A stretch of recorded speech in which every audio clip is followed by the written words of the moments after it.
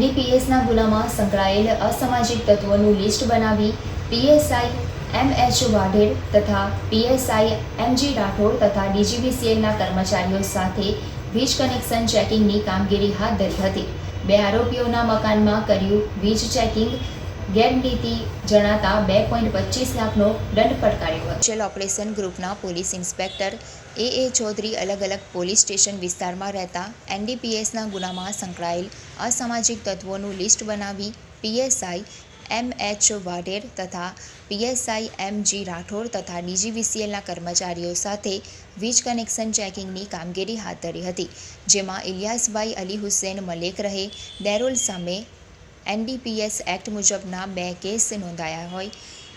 તેના રહેણાંક મકાનમાં ગેરકાયદેસર વીજ જોડાણ મળી આવતા વીજ કનેક્શન કાપી 2,05,000નો દંડ ફટકારવામાં આવ્યો છે.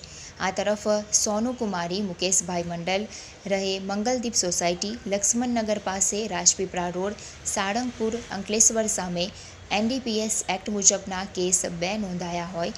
તેના રહેણાંક મકાનમાં વીજ જોડાણ ઓવરલોડ મળી આવતા ઓવરલોડ પાવતી આપી 20,000નો દંડ ફટકારવામાં આવ્યો છે.